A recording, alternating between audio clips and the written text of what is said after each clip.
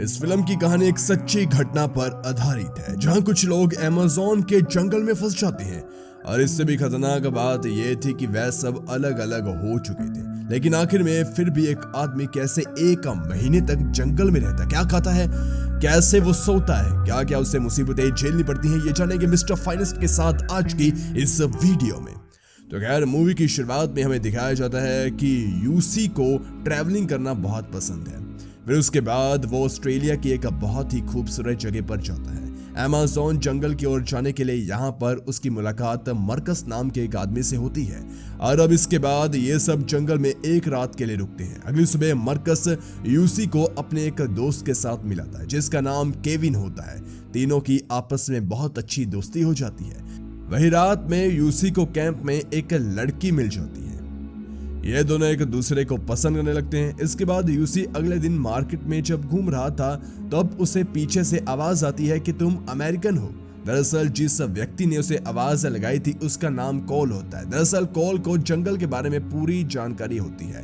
वो यूसी से कहता है कि अगर तुम्हें इतना ही ट्रैवलिंग का शौक है तो तुम्हें अमेज़न के जंगलों के बीचों बीच जाना होगा, जहां इंडियंस आदिवासी रहते हैं, जिसे आज तक किसी ने नहीं देखा। इसके बाद यूसी जाकर ये सभी बातें केविन और मरकस को बताता है और उन्हें भी अपने साथ जंगल में चलने के लिए बोलता है, और उसके बाकी साथी मान भी जाते हैं। इसके बाद कॉल उन्हें सभी लोकेशंस बताता है जहां जहां से उन्हें जाना होगा। वह साथ में यह भी बताता है कि हमें वहां तक पैदल जाने में लगभग 3 से 4 दिन लग जाएंगे। फिर ये लोग एक प्लेन की मदद से जंगल के पास जाकर उतरते हैं। अब रात होने पर ये सब लोग जंगल में ही कैंप लगाकर आराम करने लगते हैं। अब दोस्तों, यहाँ पर हम देखते हैं कि मरकस बहुत ज्यादा डरपोक होता है। उसे जब रात को एक छोटा सा कीड़ा काट लेता है तो वो बहुत ज्यादा डर जाता है, जैसे उसे किसी सांप ने काट लिया हो। इसके बाद अगले दिन जब ये लोग यहाँ से सुबह होने पर चल पड़ते हैं तो इन्हें थोड़ा आगे जाकर एक कबीला दिखाई पड़ता है। यहाँ के सभी लोग कॉल को जानते थे। फिर इसके बाद ये सभी लोग एक अच्छा टाइम स्पेंड करते हैं। ये लोग यहाँ पर कुछ समय रहने के बाद अगले दिन फिर दोबारा से इस कबीले से आगे निकल पड़ते हैं उन भारतीय आदिवासियों को ढूंढने, जिन्हें आज तक किसी ने नहीं देखा। अब चलते इन्हें रात हो जाती है। ये लोग एक बंदर को मारकर उसे खाते हैं। लेकिन दोस्तों, इतने दिन लगातार चलने के बाद मरकस की हालत खराब होने लगती है। उसके पैरों में छाले पड़ जाते हैं, जिसके चलते वे अब ज्यादा चल नहीं पा रहा था, जिसके चलते फिर दोबारा इन्हें यहाँ पर एक रात गुजारनी पड़ती है। अब इन लोगों को कबीले तक पहुंचने के लिए 3 से 4 दिन लग सकते थे। इसके चलते कॉल इन सबको यहाँ से वापस जाने के लिए बोलता है, लेकिन यूसी इसके लिए मना कर देता है। और फिर इसके बाद केविन नदी के रास्ते से जाने के लिए कहता है, जिससे मरकस को चलना ना पड़े। लेकिन कॉल उन्हें कहता है कि नदी के रास्ते से जाना बेहद ही खतरनाक है, बेहद ही मुश्किल है और जानलेवा भी हो सकता है। इससे हमारी जान भी जा सकती है। मगर फिर भी ये तीनों कॉल को मना लेते हैं और फिर काफी मेहनत के बाद वो एक क्राफ्ट भी बना लेते हैं। मगर कॉल यहाँ पर इन सबसे कहता है कि राफ्ट चलते वक्त जैसा मैं कहूंगा वैसा आपको करना होगा, वरना हम डूब सकते हैं। फिर अगले ही पल इनके सामने एक बहुत बड़ी चट्टान आ जाती है और इसी के साथ पानी का बहाव भी काफी तेज हो जाता है, जिसके चलते ये लोग हड़बड़ा जाते हैं। इनकी बोर्ड इनसे कंट्रोल नहीं हो पाती। यहाँ पर कॉल और केविन के बीच बहस भी हो जाती है, क्योंकि केविन कह रहा था कि हमें नदी के बहाव के साथ चलना चाहिए, लेकिन किसी न किसी तरीके से इनकी बोट किनारे पर लग जाती है। दरअसल वहां दोस्तों कॉल इसीलिए भी डर गया था क्योंकि उसे तैरना नहीं आता था। ये लोग यहीं पर अपनी रात गुजारते हैं। फिर जब अगली सुबह होती है तो कॉल अपना इरादा बदल लेता है। वह पैदल आगे बढ़ने के लिए कहता है। मरकस भी उसके साथ हो जाता है। इसी वजह से ये लोग डिसाइड करते हैं कि 2 लोग पैदल चलकर आगे बढ़ेंगे, 2 लोग राफ्ट की मदद से आगे बढ़ेंगे। जिसके बाद कॉल और मरकस इन्हें अलविदा कहकर यहाँ से निकल जाते हैं। दूसरी तरफ केविन और यूसी भी अपने राफ्ट को लेकर निकल पड़ते हैं। मगर उनका यह सफर इतना भी आसान नहीं होने वाला था, क्योंकि कुछ समय बाद एक बहुत ही बड़ी लहर उनकी तरफ आती है, जिस वजह से ये लोग एक बड़े से पत्थर से जाकर टकराते हैं। यहाँ पर केविन कहता है कि अगर हमें अपनी जान बचानी है तो मुझे किनारे तक जाना होगा, फिर उसके बाद तुम रस्सी फेंकना, जिसकी वजह से मैं तुम्हें बचा लूंगा। दरअसल यहाँ पर यूसी बहुत ज्यादा डर जाता है, लेकिन केविन उससे कहता है कि तुम घबराओ मत, किसी न किसी तरीके से हम किनारे तक पहुंच जाएंगे और मैं तुम्हारी जान बचा लूंगा। जब केविन किनारे पर पहुंचकर यूसी को रस्सी फेंकने के लिए बोलता है तो एक बहुत बड़ी लहर आकर यूसी को टक्कर मारती है और उसे अपने साथ बहा कर ले जाती है। केविन अपने सामने यूसी को बहता हुआ देख रहा था, मगर वह कुछ कर भी नहीं सकता था।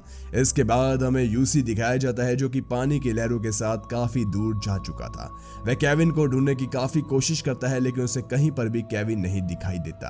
अब इसी दौरान यहाँ पर तेज बारिश होना शुरू हो जाती है। उनके पास ना तो खाने के लिए खाना था, ना रहने के लिए कैंप।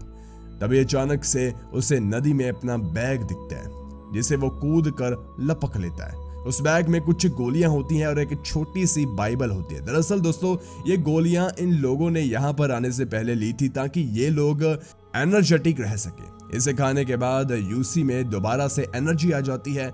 वह फिर से केविन को ढूंढना शुरू कर देता है, मगर फिर भी उसे केविन कहीं पर भी दिखाई नहीं देता। अब रात होती है, उसके कानों में एक आवाज आती है। वह अपने सामने जब देखता है तो वहां मरकस खड़ा होता है, लेकिन जब वह टॉर्च जगाकर देखता है तो वहां पर कोई नहीं होता। यानी कि दोस्तों, उसे भ्रम होने लगा था कि मरकस उसके आसपास है। अब फिर जब अगली सुबह होती है तो यूसी चिड़ियों के कुछ अंडे को देखता है, और जब वह उन्हें तोड़ता है तो उसमें एक छोटा सा चिड़िया का बच्चा होता है, जिसे वह कच्चा ही खा लेता है। इन्हें खाने के बाद अब उसे कुछ राहत मिलती है तो वह आगे बढ़ता है। आगे जाकर उसे वहां कुछ लोगों के कैंप मिलते हैं जो कि यहाँ पर ऐसे ही छोड़कर चले गए थे। यहाँ पर वह अपने मोजे भी उतारता है। तब हम देख पाते हैं कि उसके पैरों की हालत बहुत ज्यादा खराब हो चुकी है। यहाँ पर उसे मरकस की तकलीफ का भी एहसास होता है। और फिर हमें दूसरी तरफ दिखाया जाता है कुछ गांव वालों को केविन नदी के किनारे लेटा हुआ मिला। फिर वे उसको उठाकर जंगल के बाहर ले जाते हैं। उसका ट्रीटमेंट उसे बिल्कुल ठीक कर देते हैं। यहाँ पर वह एक ऑफिसर को बताता है कि उसका दोस्त अभी भी जंगल में फंसा हुआ है, उसे बचाना बहुत जरूरी है। ऑफिसर उसकी बात मानकर प्लेन से यूसी को ढूंढना शुरू कर देते हैं। नीचे जंगल की गहराइयों में खड़ा हुआ यूसी जहाज को देख लेता है और एक कपड़ा भी फैलाता है, मगर घने जंगल, घने पेड़ों की वजह से प्लेन वहां से गुजर जाता है। केविन यूसी को देख ही नहीं पाता। केविन भी हार मानता है। वह एक बोट के ड्राइवर को वहां पर जाने के लिए मनाता है। हालांकि बोट ड्राइवर कहता है कि तुम्हारे दोस्त को वहां 3 हफ्ते से ज्यादा का समय हो चुका है और वह अब जिंदा नहीं हो सकता, लेकिन केविन को अभी भी यकीन होता है कि उसका दोस्त अभी जिंदा है। दूसरी तरफ हम यूसी को देखते हैं जिसकी हालत काफी ज्यादा खच्चर हो चुकी थी। तभी उसे किसी की आवाज सुनाई देती है। वहां पर उसे एक आदिवासी लड़की मिलती है। वह उसके साथ बात करने की कोशिश करती है क्योंकि दोनों की हालत यहाँ पर एक सामान्य थी।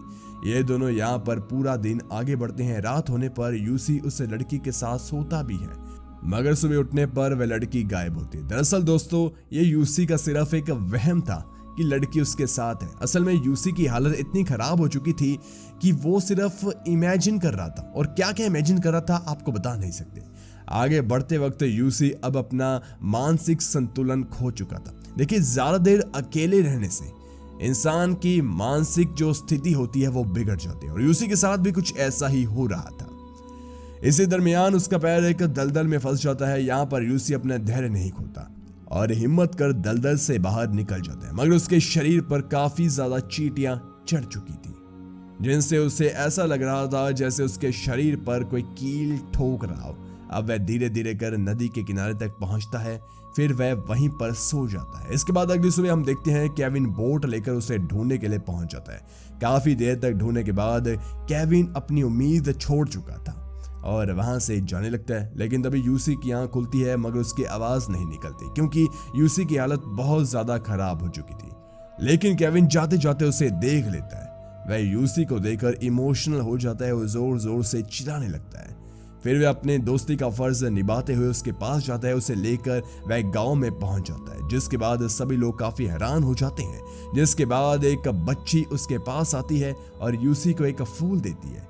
यहीं पर यह फिल्म, ये सच्ची घटना खत्म हो जाती है। यह कहानी हमें यह सिखाती है कि कभी भी जिंदगी में हार नहीं माननी चाहिए और अपनी जिंदगी में दोस्त भले ही कम बनाओ, मगर ऐसे बनाओ जो हर वक्त, हर मुसीबत की घड़ी में आपका साथ दे। और हार मानने का जिंदगी में कोई सवाल ही नहीं उठता, क्योंकि हार के बाद ही जीत का दरवाजा खुलता है। अंत में हमें यह बताया जाता है कि केविन और यूसी ठीक होने के बाद कॉल और मरकस को ढूंढने के लिए गए, मगर वह उन्हें कहीं पर भी नहीं मिले। और इसी के साथ ये मूवी यहीं पर खत्म हो जाती है। धन्यवाद।